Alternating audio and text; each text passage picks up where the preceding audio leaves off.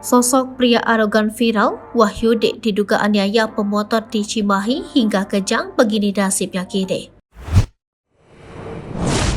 Pria arogan yang viral karena menganiaya pemotor di Cimahi hingga kejang kini ditangkap polisi.